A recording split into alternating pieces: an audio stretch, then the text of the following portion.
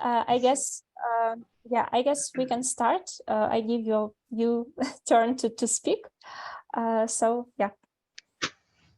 Yeah, thank you very much, Dzień dobry to Ukraine. I'm really grateful that you invited me. I had a lot of lectures this autumn, and this is the last of the year. And of course, it's very emotional to know that, you're sitting in a country that is going through a very painful period, and we think of you a lot. I remember that I'm living just at the border between two countries, also between Germany and Austria, and usually around Christmas we always do peace meditation there on the border. And I remember last year at Christmas, my father, who was born during war times, he was like crying a lot. I said, there will be war in Ukraine. He said, no, this won't happen. And then it happened, and we all felt so, we couldn't believe that this is still happening in the 21st century, that we solve conflicts in that way. And just wanted to let you know that we think of you a lot, and we pray for peace soon, and especially also a peaceful Christmas. So I'm sharing my screen now.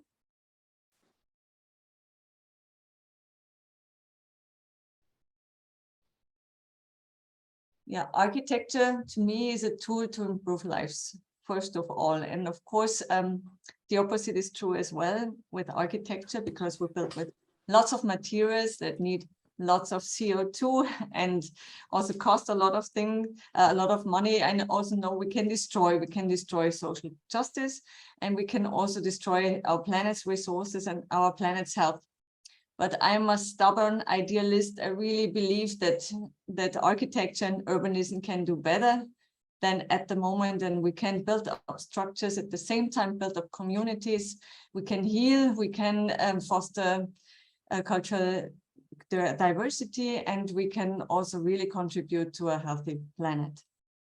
And this picture shows one of my trips with students from ETH Zurich, which is probably one of the most well-known universities for architecture. And I remember that was during the times when the war in Syria started, and a lot of refugees came over the borders.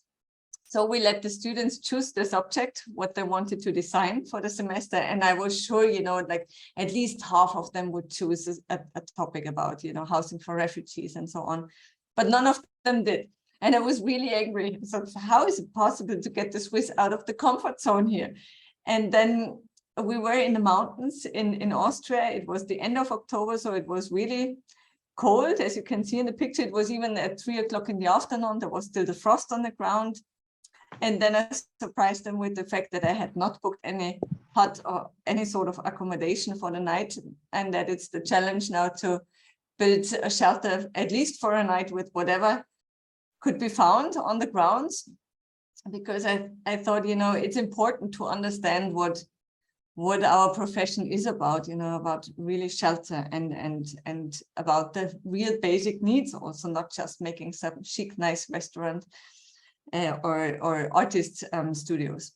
So this is what they came up with, the solution. It was not really luxurious, but it was a great learning experience. First, to really understand how essential our profession is, and also to see that actually from nature there are resources given just for free, and all we need is the sensitivity to see those resources and the creativity to use them. And I myself had a wonderful learning experience. When I was 19 years old, I went out of Germany and lived in Bangladesh for a year as like a development learner. And I learned from a Bangladeshi NGO that the most effective strategy for resilience and for sustainable development is always to look at the resources you have directly around you, underneath your feet, and within you, also the potentials everyone carries some talents within. And then of course in the community, and trying to make the best out of these existing resources and not getting depending on external factors. And this is what then 7 years later, I tried to transmit into architecture. And I designed a school, and the materials for the school were right under my feet. The mud that is everywhere existing on the world, the bamboo that was just growing in the villages, and as energy source, people. because, you know, we always think energy sources is oil, is gas, is wind, is solar, but we forget that every one of us, no matter how big or small or how young or old, is a source of energy through the craftsmanship. And we are a growing source of energy with 8 billion people almost. We are really a growing source of energy, and in the end, everyone wants to be needed. It's a very humane notion, and yeah, the feeling that we want to be needed also and use our talents. So I base my design on these local materials and craftsmanship, the local source of energy that is there in abundance. And it was absolutely basic. We had no electricity on the site. Sometimes we had electricity in, you know, it was very irregular. So we had 4 drilling machines that we would charge whenever there was electricity. Other than that, we were completely unplugged. So we had animals as mixing machine, and the rest was pure craftsmanship. And after 6 months of construction, the school looked like this. It's really load-bearing earth walls. There's no cement added, and then the bamboo structure on top. It's the tradition to sit on the ground in the rural areas. We kept this tradition, and then through this hole in the back wall, you come into the cave area. And the briefing of the client was, you know, he said, Anna, I want to have a school where every child loves to go inside and is excited every morning to go inside. And because when you're feeling well, then you're opening up the senses and you are ready to learn and to receive new information. And so I was trying to remember the spaces that I loved when I was a child. And that was, you know, I think it's a very archaic notion, you know, that you have this protective feeling of, you know, it's like a big warmth, and it's, you know, or it could be also, you know, you're sitting on top of a tree, you're surrounded with leaves, and you're protected, but you still see everything that is going on. Or you're sitting on the big table with tablecloths where you're kind of protected from the sights and no one sees you, but you hear everything. These exactly the situations are the ones I think that are very archaic human patterns that children or anyone is feeling well about. So you have the situation, you yourself are protected, you feel like hidden, but you have the full overview of what's going on in the classroom. And then the other pattern that I used is the tree house. So you go up in the upper classroom and you have the overview of the village and also the colors that are very important in Bangladesh, and bamboo, that they play with the light through the bamboo lattice. The children all signed with the names on the doors, and they rightfully did so because they also helped building the school. So during the morning, they would have, of course, normal classes. And in the afternoon, usually in that school, they have creative lessons, for example, pottery work, and they had pottery in a slightly bigger scale. And the wonderful thing about earth is, you know, everyone can use it. It's like, you know, when you have a toxic material like concrete, you cannot just touch it with your hands. You have to have all sorts of measurements, you know, that protect you, because it would harm your skin. And also with, you know, with some other materials such as wood, you need to have machinery, you know, and that could hurt you if you're not if you don't know how to, if you're not skilled, if you don't know how to use it. But with clay, literally everyone can be involved. We had people on the site with disabilities. We had very old people on the site that usually would not be able to work anymore. And of course, men and women and the children. And it was beautiful to see that you could find a useful work for everyone, no matter how strong you are. And I guess you can all imagine how it feels when you're a small girl or boy, and then after 6 months, you're standing in front of your school building and, you know, I did this with just using my muscles and the dirt underneath my feet. That just gives such an enormous boost in confidence in yourself, in your inner potentials and strength, and of course in the team, in the whole village community, and also trust in the local materials. Especially earth has a very bad image all over the world, which is unfair. Probably it has that bad of an image because no one's making money with it. And the lobbyism of certain industries is really strong in branding earth as a very weak material. It's actually not true. Earth can last a very long time, really hundreds of years, if there are certain rules respected. And one of the most important rules is to have a good foundation, the only part where I use cement. So a good foundation that prevents the water to come in a vertical way in the walls. And then you need a good hut, meaning a good roof, so that the water cannot drop from the top in the walls. And then you need a good mix in materials. You either put straw inside or stones inside, so that when the water is running over the facade, it becomes a bit rough. And this roughness is slowing down the speed of the water. And that's important because then erosion stops. So these walls are hit every year by horizontal, harsh monsoon rains, and the walls are standing strong. There's no problem, absolutely no problem. And mud is the only material you can take from the ground. You can use it as it is, for example, for load-bearing walls. You can use it for mud plastering. You can use it for floors. And for so many things, and you can repair it easily just by adding water. You can recycle it as often as you want without any loss of quality, and you can return it back to the ground it came from without causing any scars on the planet. And for me, that is really, really important.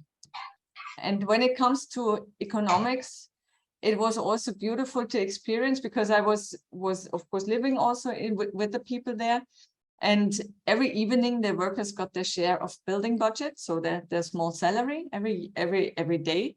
And then in the evening we went together to the market, and I could see how they spent their share of building budget. So they would invest it in buying vegetables of the neighbor, or get their bicycle repaired, or get a new shirt at the local tailor. So the budget of the school did not have just a school building as a result.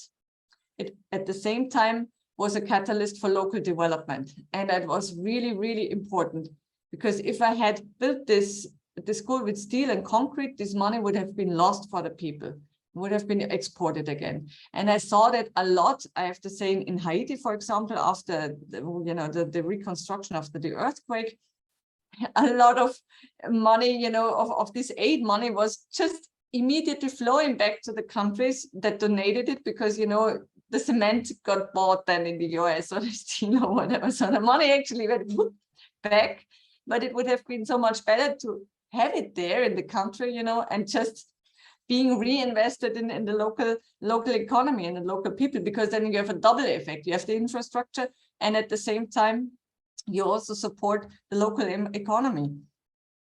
So for me, and it's, if we think of this not small amount of money that come in, of course, never enough.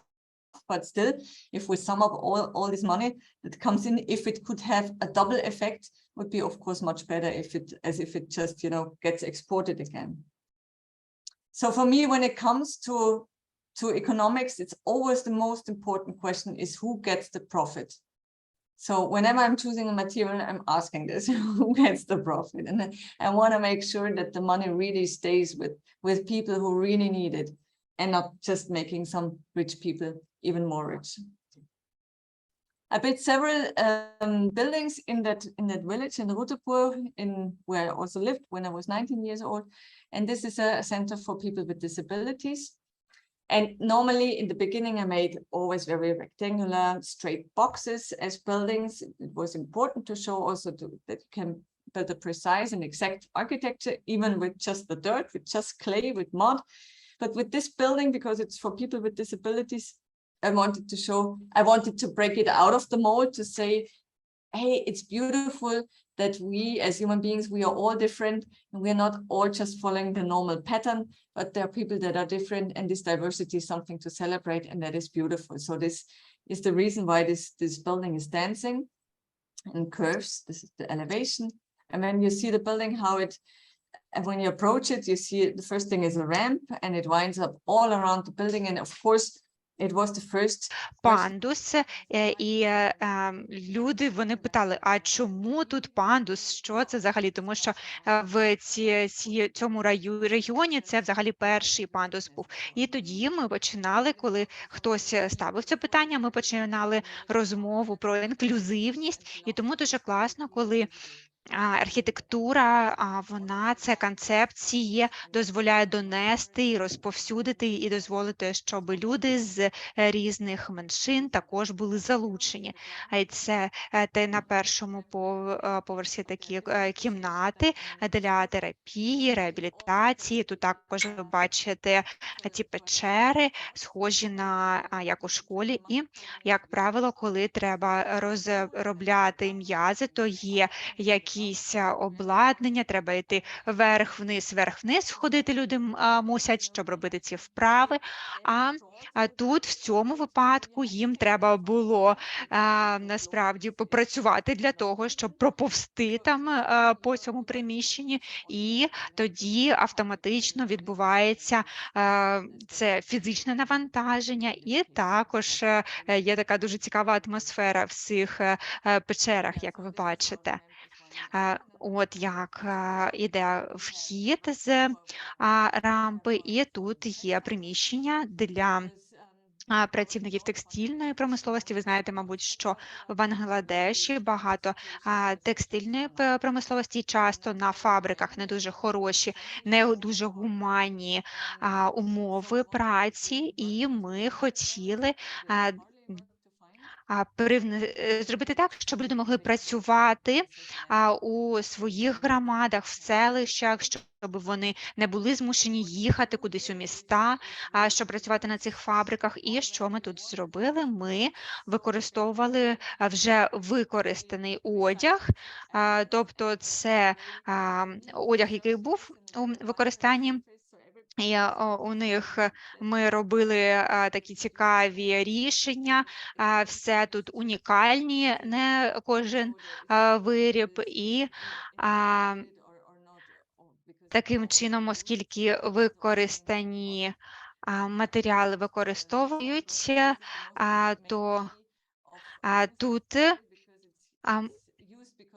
ми мали можливість зменшити і такі наслідки для здоров'я людей, які виготовляли цей текстильні вироби, тому що не було як такого виробництва нових речей. І я думаю, що це прекрасна демонстрація того, що можна зробити із тими речами, які в нас вже є, тому що в житті часто ми шукаємо весь час нові ресурси, і це таке ставлення приводить до експлуатації, і в тому числі і людей. Мені здається, що завжди добре творчістю і майстерністю робити нові речі зі старих речей. Тобто, коли ми говоримо про архітектуру, про текстиль, завжди добре використовувати місцеві матеріали, місцеву енергію, майстерність людей і глобальні знання. Глобальні знання, я думаю, знання взагалі це те, що має бути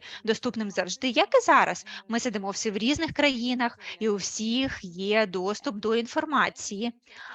І цікаво те, як знання можуть бути застосовані в інших умовах. Це вимагає творчості і унікальних рішень, і це призводить до того, що наші рішення і реалізація цих знань, вони відрізняються на кожному новому місці. І такі короткі приклади інших будівель, які ми побудували, наприклад, от в Китаї. Також це природні матеріали, і ми хотіли показати, що природні матеріали, вони не застарілі, просто тому що вони застарілі, наприклад, так, звісно, земля – це щось дуже старе, але її можна використовувати по-новому, дуже сучасно. І, звісно, це питання дизайну. Тут також ми використовували каміння, і тут такі були кімнати для хлопчиків і дівчат. Можливо, на бамбук, ви бачите, також використовувався. Не дуже, можливо, буде добре бачно, але загальну ідею можна отримати. Бачите, що в основі тут каміння, це традиційні матеріали у цьому регіоні, як і в багатьох регіонах Китаю. Але якщо ми подивимося на міста в Китаї, то часто вони виглядають отаким чином. І для мене це дуже сумно.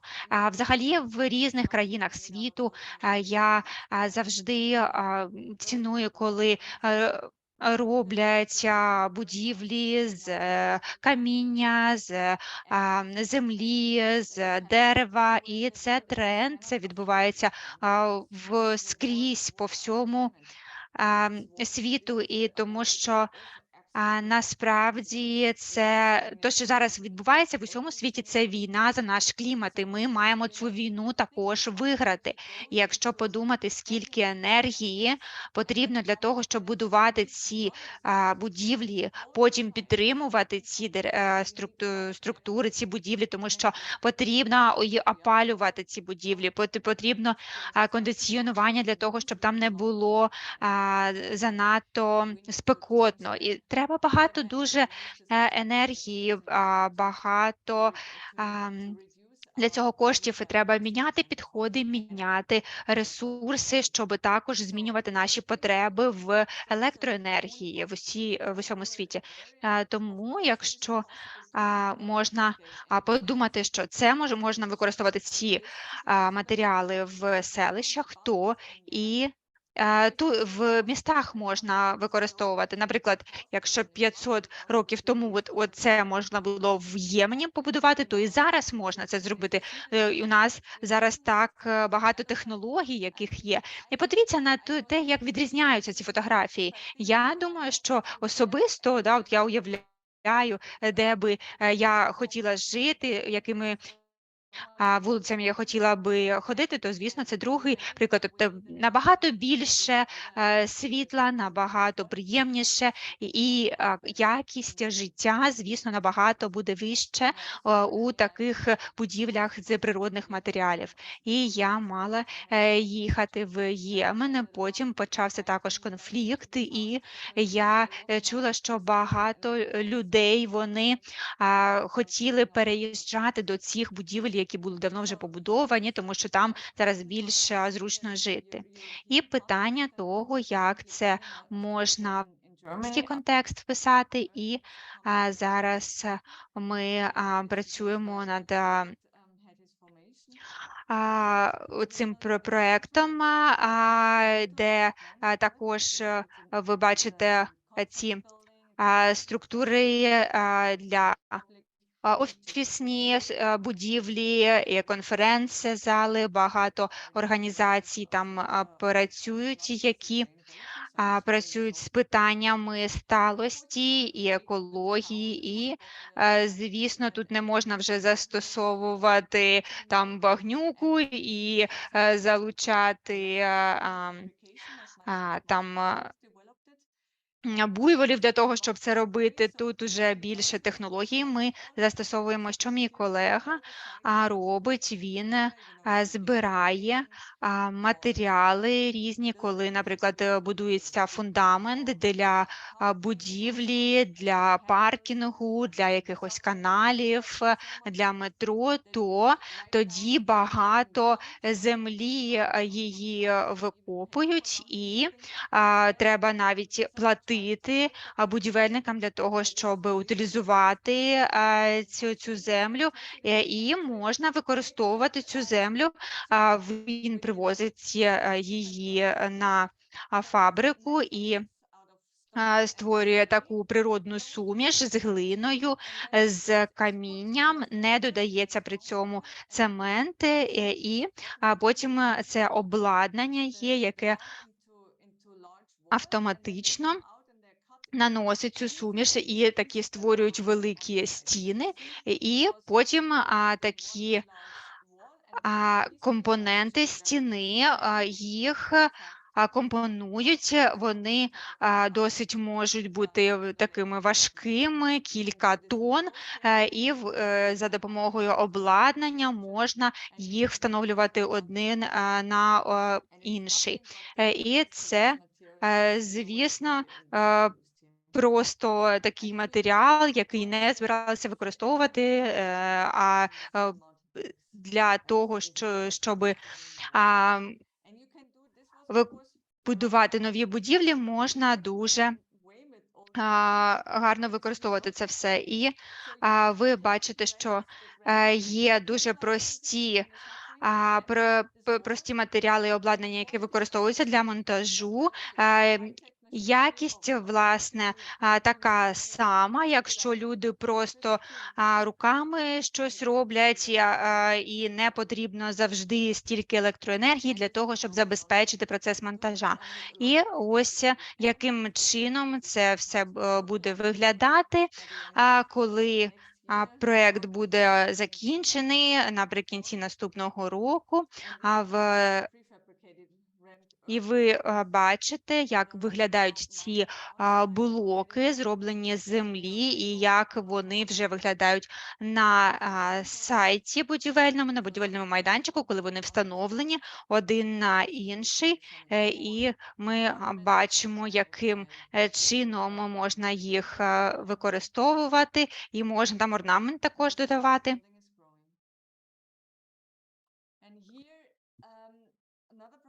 Тут ви бачите інший проєкт, над яким я наразі працюю. Це студентський кампус в Африці. Це стіна, це генеральний план, який я отримала. Це часто, ви знаєте, коли планують кампус, то будівлі просто так в стовпчик один за одним розполагаються. Але подивіться на це селище, яке воно яскраве, яке воно автентичне, яке воно цікаве. І було б дуже сумно втратити весь цей колорит. І для мене було дуже важливо зберегти цю культурну ідентичність, цей місцевий колорит. Звісно ж, треба трохи це змінити для того, щоб це слугувало потребам, власне, цього об'єкту, але важливо робити проєкт, коли ви робите його десь мовою тої місцевості, в якій ви працюєте. Тому що, ви знаєте, в архітектурі теж є мова, є мови, і вони різні. І вони відбувають певну ідентичність. Отже, ми спробували перебудувати цей генплан за допомогою глини і подумали, як ми можемо погратися з формами і з розташуванням. І ми побудували першу будівлю ось тут, і ми продовжимо з будівництва цієї будівлі. Ось селище. Це буде кампус для студентів, студенток та вчителів, а справа – це навчальні будівлі. Мені не дуже подобаються комп'ютери, тому я часто працюю просто руками, аналоговим таким способом. Роблю свої макети, проекти. Потім це все оцифровується, відправляється на аналіз інженерам з клімата. Вони розглядають кожний отвір, кожне вікно і дивляться, перевіряють, чи правильні розміри, щоб заходило достатньо свіжого повітря, достатньо світла і так далі, щоб в будь-який момент ця будівля могла обслуговуватися без штучного опалення і штучного світла. І дивіться, як це виглядає на об'єкті. Ось процес будівництва. За 3,5 тижні ми вигнали стіни для будівель навчальних корпусів. Тобто навіть швидше працювали, ніж було передбачено. І ви бачите ці цікаві форми. І якщо ми подумаємо про Німеччину, то таке там неможливо.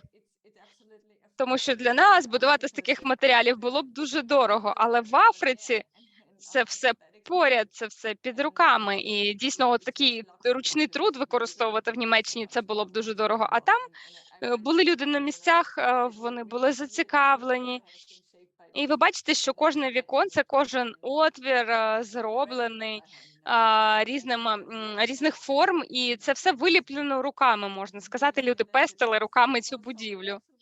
Дивіться, як це виглядає. У нас не було якихось спеціальних інструментів, ми використовували сільськогосподарські інструменти. Ніяких ми бетономішалок не використовували, нічого такого, просто руки, ноги, м'язи. І бачите, це все чудово спрацювало. Ось мачете просто, інші навіть кухонне приладдя. Це все, що ми використовували.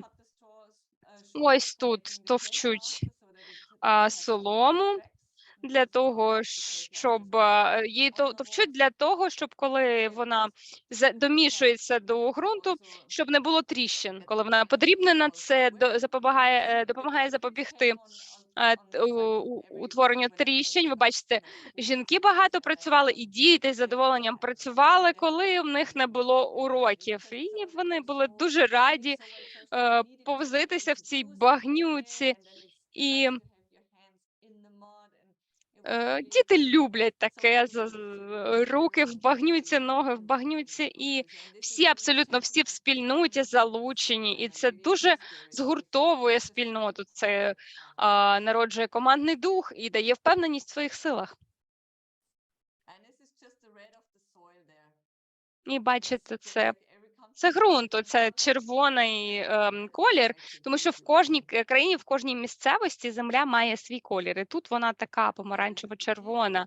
Ось команда в Африці, а це команда в моїй студії. Ми розробляли цей проект, Стефана зараз поряд зі мною в офісі. І інша історія я викладала в Гарварді, і студенти поїхали в дуже великий табір для біженців. Це найбільший табір для біженців наразі на кордоні між Бангладеш і М'янмою. Люди тікали з М'янми в Бангладеш, коли там почався геноцид. І ми стоїмо на узвищі, і неважливо, куди ти подивишся, бачиш тут не те саме. Це просто укриття, шелтери один за одним. Я вам зараз побачу. Ось такі бараки. І там щось 700 людей в якийсь момент перейшло кордон, а Бангладеш – це і так доволі щільно заселена країна. Бачите, мапа 2013 рік і 2018. У 2014 було дуже багато зелених зон, лісів. Тобто це була просто дика природа. І ви бачите, в 2018-му той самий ландшафт. І ви бачите, що все змінилося. Все тепер в цих будиночках, ось так вони виглядають. Матеріал, який використовується, ви бачите тут. В основному це пластик, це на 70% неорганічні матеріали. Це нейлон, пластик і десь 29-30% це натуральні матеріали, переважно бамбук. Тобто таке будівництво створює дуже багато відходів, які ніяк не утилізують. Цей пластик почав повсюдно використовуватися для такої швидкого будівництва. І ви можете собі уявити наслідки. Також багато там використовується така структура намету.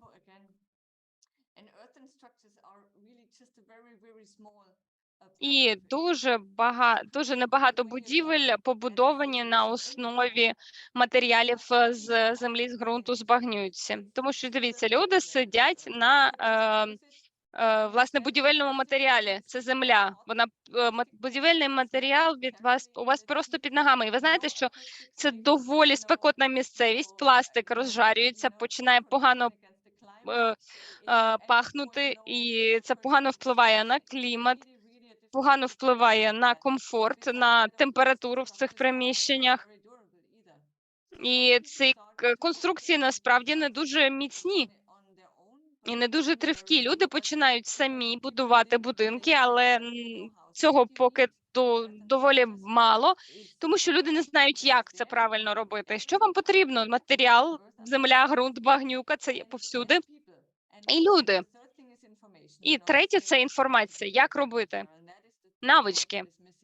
І ось це те, чого не вистачає в цих таборах. І студенти приїхали і розпочали проект з будівництва, перевіряли, який там ґрунт, що з нього можна зробити, як його укріпити, усилити. І щось ми почали, набіг натовп дітей, і вони були такі сконцентровані, і вони були такі раді. Тому що, ви знаєте, якщо ви ніколи не бачили нормальних стін, ви бачили намети, якісь пластикові конструкції, то ви навіть не знаєте, як виглядає справжній будинок. І ось вони могли зробити це своїми руками. Для них було це дуже важливо. І цей процес будування своїми руками, занурення рук в землю, в глину, це як артотерапія. Ви знаєте, що ці люди пережили дуже багато, ці діти пережили багато. Там були і гвалтування, і вбивства батьків на очах в дітей. І більшість цих дітей насправді травмовані. Звісно, є багато різних видів арт-терапії з залученням матеріалів тактильних, глини. Structure, you could also have a healing aspect at the same time. So the children were all drawing their dream houses, and this was the inspiration then for students to work on community shelters for them. We also made some textile projects with the women there, which is a really terrible situation for them. This is one of the quotes that we got. We don't do anything for joy, we just pass the time sitting or sleeping. If we do attempt anything, especially in public spaces, we will face scrutiny. And that's the really horrible thing, is that the women or girls above the age of 13 are not allowed to leave the tents anymore. So they have to stay inside all the time, and they're not allowed to take part of public life anymore. And this is, you know, through this kind of projects, we are trying to give them a voice also. So, and when you walk through the camps, you experience completely different situation. You see, you know, more organic settlements, and then you see, you know, very much grid-like situations. And I was wondering, you know, what we all learned, like in university, form follows function, you know, but I wanted to know what are the underlying rules that are, you know, bringing or shaping these urbanisms, that are the different shapes of urbanism that are happening there. And what you see on this blanket, on the yellow-green one, this was the topography before the people came, so when it was still a natural shape. And then you see how people shaped it, you know, with the settlements and the incredible density that is there. When you look at other camps, you know, it's the same country. I mean, it's the same landscape. Here the bulldozers came and they just tried to make everything even, and to make proper streets, and to try to make some marketplace, and to staple people in an effective way, or store people, I would even say. And here the houses are following much more the natural lines, but here you have problems because you can't house too many people. Also because it's so loose, you don't have really like public areas and places where people meet, you know, it's very unconnected in a way. So if you zoom in and you look at the quality of places, it's not really, there's no quality, because, you know, quality happens if you can join houses together, if you can go up, if you can, you know, staple stories on top of each other. And this is all not possible, because with tents you cannot staple, you can also not join, because there's the fire safety, so you always have to have some distance to each other. So real quality is not happening. Also, when you're too dense, it also, you know, you don't have public space at all where people can meet. And this is the worst thing, you know, this is a refugee island that they actually built just like this. So this is a real photograph. It's a half island it's half natural and half artificial island. And they built the shelters for the refugees there. And the pattern is just a grid. It's just, you know, replicate, copy paste, always the same kind of pattern of settlements. And for me, it's horrible to see, actually. It's really horrible to see, because there's another example of an artificial island that started as a refugee camp, and they did so much better, and this is Venice. I mean, Venice started as a refugee shelter, and this is, it's crazy to think, you know, what people were able to do and to build at that time, and what's happening right now. And I think the difference is that in Venice, people did it for themselves and did it, you know, they knew that they would stay there, and they were able to choose and to build their own places. And in the other island, it's someone is deciding for them, someone is building for them, and then they're just brought in. And it's done completely without any empathy, just, you know, pure function. They just want to cut out also beauty, because beauty is something, you know, that they think they don't need and they don't deserve. And of course, that's a complete opposite to the situation in Venice. The last project I want to show is, this sentence for me is very important. The process is just as important as the outcome. So usually we design the objects, we design the buildings, we design the cities, the towns, but we don't learn how to design the process itself, you know, the process of building. But that is just equally important because it has so much social power.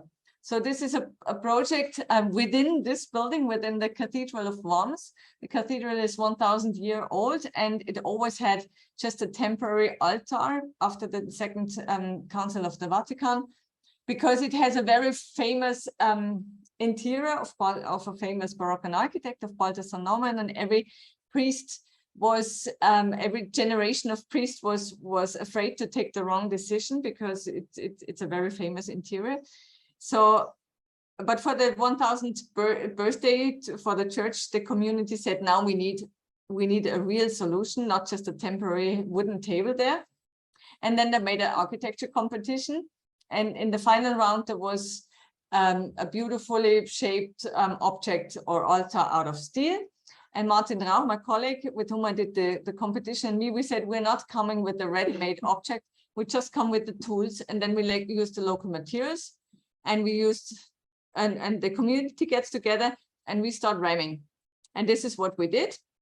So we started working all together on the altar. We brought the shuttering, we took the local soil, and we started building the altar. Everyone was involved, from the choir to the council to, you know, the altar boys and girls, and everyone was just there.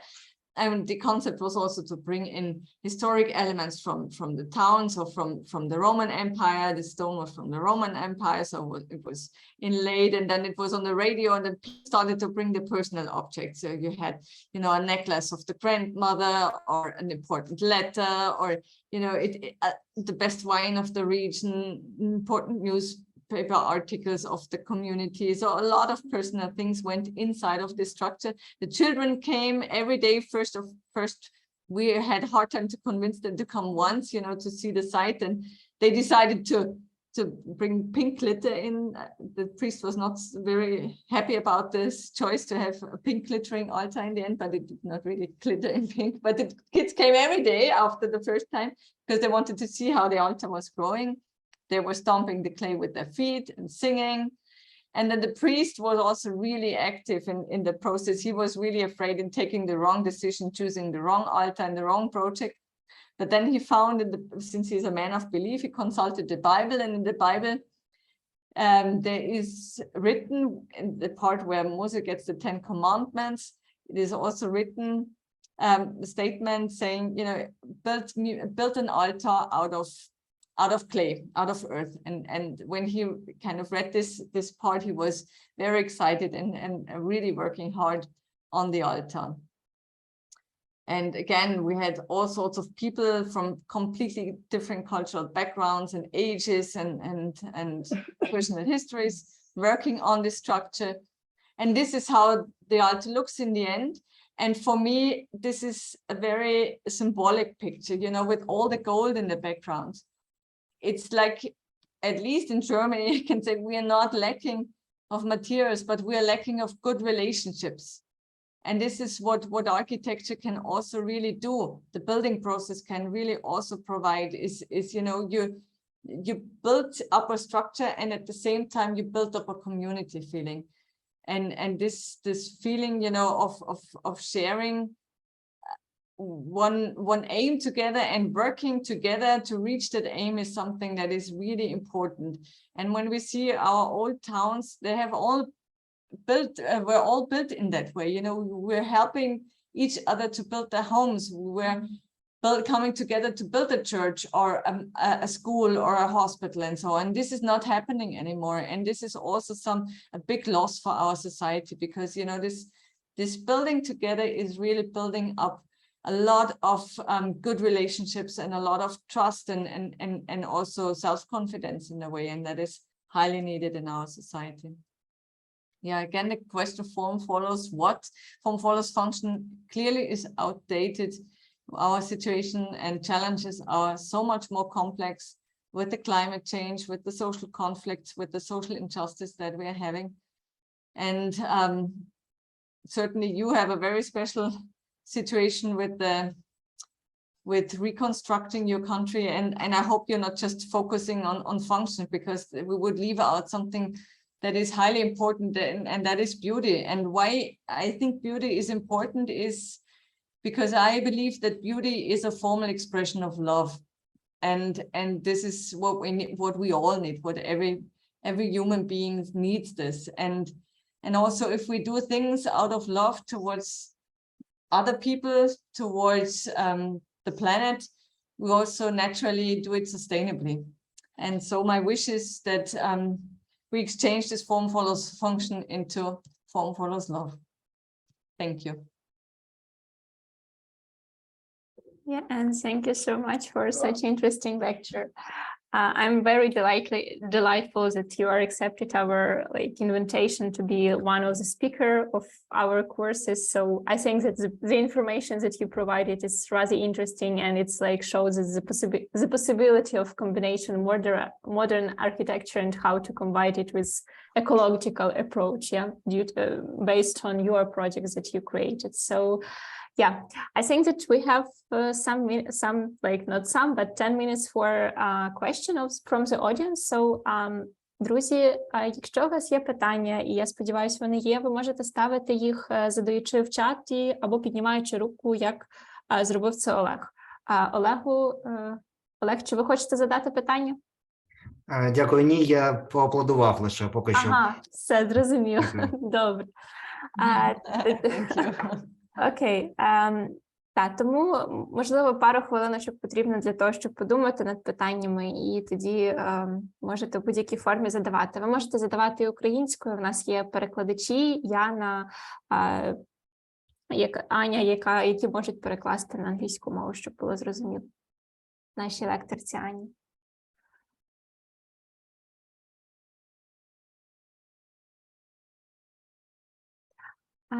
Так, в нас є піднята ручка, прошу.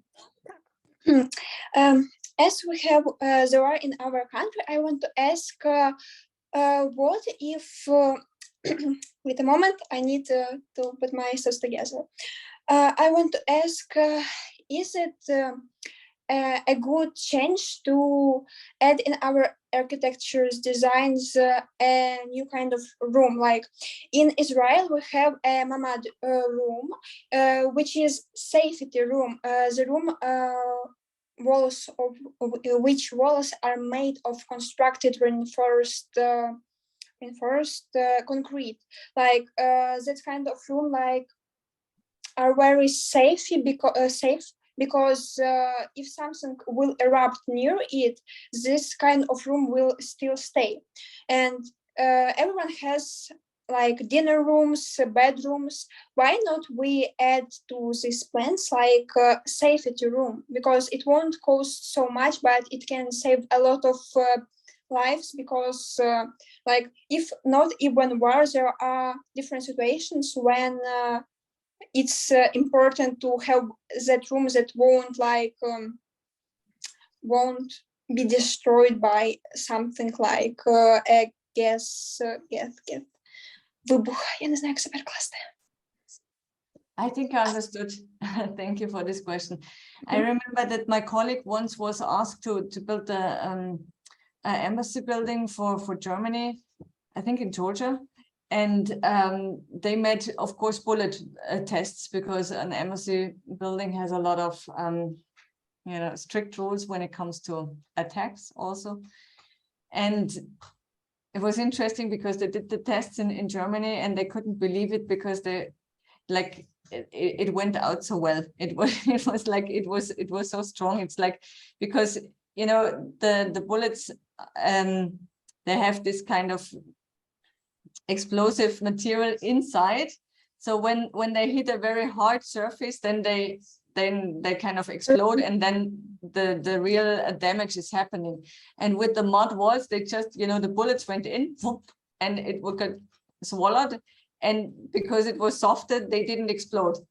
And it was like and also that it's just a modern example, but like the Great Wall of China, that was also built to defend, that was also built out of rammed earth because of the same effect. It's like, of course, that time it was cannonballs. They tried, to make it against the cannonballs. You need a certain thickness of walls, and then they behave quite well when it comes to bullets. Bombs, I don't think, but bullet is actually it like the experts were all completely surprised about the results, how well the walls were performing in terms of bullet safety.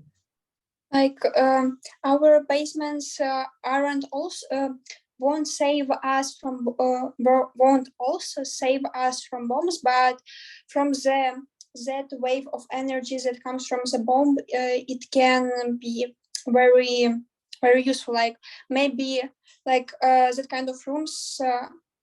Wait a moment. Maybe like if it can stop from the bullets, it may also can stop from the parts of the bomb which comes on a very long distance with the wave. Probably. So I don't know. I just can tell about cannonballs, and I can tell about the small, the kind of gun bullets. That I can tell, but I would say it's probably similar. And you can, of course, also reinforce earth walls, just as you have to reinforce concrete walls. You can also reinforce earth walls with different materials. You can use timber. You can use you can also use, of course, steel, and you can also use the geogrid, which is a mesh, that is inserted in the thing in the walls horizontally. So this is also to make these walls, when you have seismic issues, you have to do this, for example, also. Thank you. Okay, great. We have like the next question in the chat. Did you build some houses by earth construction in German, and how it technology developed in Europe? Yes, I'm building right now. I'm building this large structure where I showed the construction site. So this is my largest building I ever built, and this is gonna be in load-bearing earth walls. And I also built a hybrid building, which is a timber structure, and also with a lot of earth walls inserted. So also hybrids, I find it really good. And of course, you can also make hybrids and say you have a structure out of reinforced concrete, just the columns, and then you can do the inside, or you can do the walls that are in between these columns. You could do with earth, for example, and you would save a lot of CO2. You would save also costs, and you could make the material yourself in a way. Okay, great. So the next question, but not the first, firstly, Olena, she said she is very grateful for your lecture and that you shared so much big experience with us all. The question is, I will try to translate it. How do you think is it possible to increase the energy efficiency of building in our climate and reduce heating and air conditioning costs? Is it possible to build skyscrapers, I guess, from natural materials? Yeah, so what is possible in terms of height is 5-6 stories is definitely possible with just load-bearing earth walls. And I would just make them thick. I'm in a 500-year-old building, and I have walls that are almost a meter thick and no insulation, and it works. But of course, you can always insulate with natural fibers, such as straw, for example, is very good insulation material, and or sheep wool, or even recycled cotton, or these sorts of things. But straw is I would say one of the best insulation materials that we have. And for example, in Germany, because we have very strict rules for heating performance and so on, so we have like 75 centimeters of pure rent earth wall, and then we have another one brick that is mixed straw and earth as an insulation material, and then we just have earth plastering as the final finish inside. So this is our wall in Bavaria. Interesting. Okay, so I think that we can ask Mikhail, you can unmute us. Ви можете включити мікрофон і говорити ваше питання. Thank you so much, Anna, for very interesting report. It was really amazing, and I would like to ask if actually what would be a good background, or where do you have to get the source of information, maybe some rules for sustainable development? What where do you consult if whether you are doing a good job in terms of sustainability or not? Maybe this is a stupid question, because I'm actually not from architecture sphere or urban design. I'm just wondering, kind of as a project manager, I would like to know, how do you know that the work you're doing is sustainable? I think, when we use natural materials and we use people, we are always on the safe side. And anything, that where the energy source is coming from oil or, electricity that is creating CO2, that is not sustainable. So it's something that it's common sense logic, I would say. If you have a material that has to come from far away, it's not sustainable. If you can take it from close by, it just makes sense. And usually it's also the cheapest solution. If it's just a problem is that our economic system, at least how we have it here in Germany, we have high costs on human labor, on the human energy. We tax that one, we tax a lot. And we have very low taxes on energy from fossil fuels. And every material that is, renewable, that is given by nature for free, that is natural, that you can give back to the nature without leaving scars, that is a good one. And it's also not just good for the planet, but also healthy for ourselves. Like, for example, to live in earthen structures is extremely healthy, because it balances the indoor humidity perfectly. So it's more healthy than any other material. And also, you're surrounded by nature. It makes you feel good, also psychologically. So it's something that is, you can touch by hands if you already need gloves to touch it, or and a big machinery to do it. It's not so common sense. If of course you can combine high tech with low tech and so on. If you have to scale up, if you have to speed up things, if it's available, but also, if you can, everything that is possible with the resources you have in your surrounding, in your community, I would say this is sustainable. Okay, great. We have two more questions in chat as well from Irina. I tried to also translate it. How tall can be the house that consists of blocks of ground? I'm not sure that you understand the question, how I translate it. Like, 5-6 stories are no problem. So, I don't know how usually your all the parts are, it's like, you know, also when you go too high, you lose a bit the human scale, you know. Normally cities work really well, like if you see Paris or Vienna, all these cities where you say these are very livable cities, they have a good living quality. This is a height of 5 to 6 stories. It's tree height in a way, you know, like this height is a scale that we human beings just feel well, because we're still connected to the street. You know, it's not like you're having this monster facade next to you. So this is a scale that is very humane, and this is also really possible to build with these materials. There's no problem. Great. And if you need to go higher, if you want to go higher, you have to go with hybrid structures, you know. Maybe then you start with the earth and then you continue with timber, for example, or you know, or you make a skeleton out of reinforced concrete and fill the rest with earth, also possible. Okay, great. And the last question about the books. What books do you recommend to read about use of natural materials in urban projects? There is one book, this is called Refined Earth. This is written by Martin Rauch. And I think it's the most practical book. It shows how you can make a wall, how you can make a floor, you know, all these technical details that it needs to build a house. So for me, that is a very good one. But probably the most simplest technique is, you know, to make bricks and don't fire them. Nice advice, yeah. Окей, so, друзі, якщо у вас не залишилось питань, я думаю, ми можемо закінчувати. And I'm very, again, I'm very thankful, grateful for your lecture. It was really honor to have such lecture as you.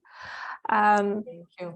Yeah, so I think that we are going to send the recorded video to the audience that are not attended lecture because of the electricity or some problems. So they also have an opportunity to watch it as well. I will say to our audience, друзі, знову ж таки, я дублюю наші посилання на соціальні мережі. У нас будуть наступні лекції. Скоріш за все, вже будуть в січні і в лютому, але вони будуть не менш цікаві, і ми будемо постити про це, тому доєднуйтесь і будемо чекати вас наступні рази на заходах. Okay, I think that's all for now. Thank you so much again, and thank you so much. Yeah, so I wish you peace soon, and I think of you at Christmas. Yeah, hope so. Yeah. Bye, have a nice day. Goodbye.